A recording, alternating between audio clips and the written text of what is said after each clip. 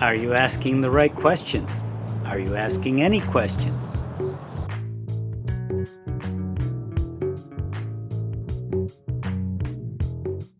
This is Philip Montrose. My wife and partner Jane and I, we help people step up and tap into the heart of success with holistic coaching and healing. And in this short video, I want to explore an important area about asking questions, because if you're not, you tend to be on autopilot. That means your unconscious is directing you to wherever. You're following other people, not yourself. And that may be a groundhog day of habits and routines and to-do lists and momentums, and it all starts over again the next day. But pause for a moment, breathe through the nose, exhale, relax, reflect, consider things. And I'm going to share 3 ways to ask good questions. Number 1, come from the heart. When I was first studying holistic coaching many years ago, I found these coaching lists of questions, asking questions, the top 100 questions for coaches and such. And that was interesting, some valuable questions, some of which I still use today on myself and with clients and to help people, like what do you want to accomplish, or what's your next step? Good questions. But to memorize a list, when do you use it? It's more of a reference than a how-to, because I found each situation is unique.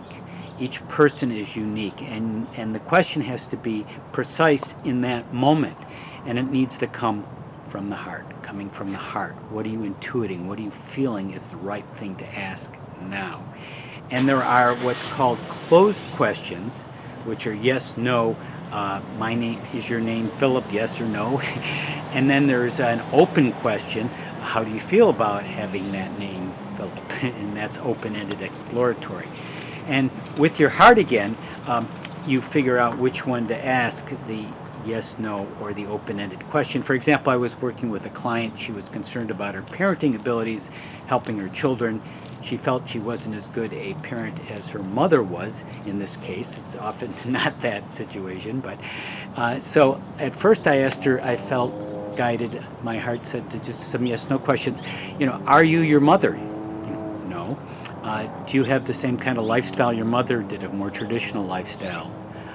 No. Are you also a businesswoman as well as being a mother? Yes. These were yes, no questions. And then we went into exploratory questions. What are some different ways you can interact with your children? How do you feel about parenting this way or having this approach? So that's more open-ended, and my heart was guiding me to ask the right question. Second suggestion for asking the right questions: ask instead of tell. So instead of telling someone something, you have maybe some good advice, some sound advice, or just want to make a statement to a person, turn it around in your mind, pause, and ask it as a question.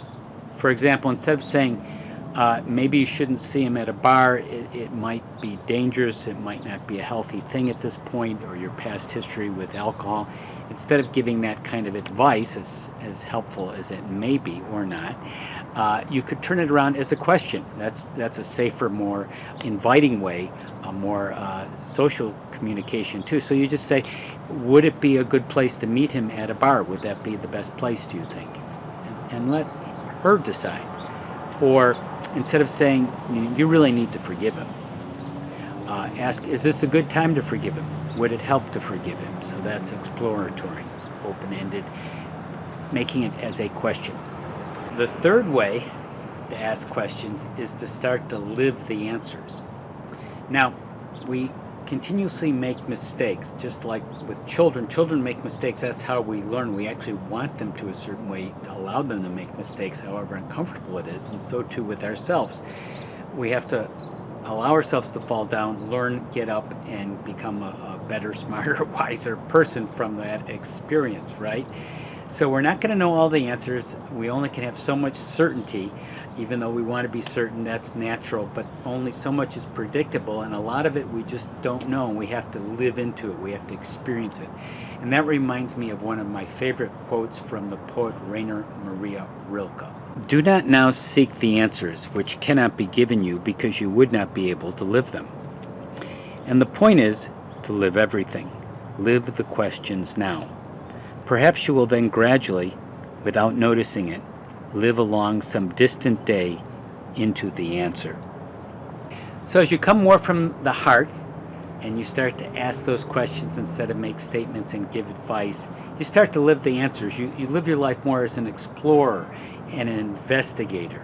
And that's a wonderful thing to do and to celebrate your life.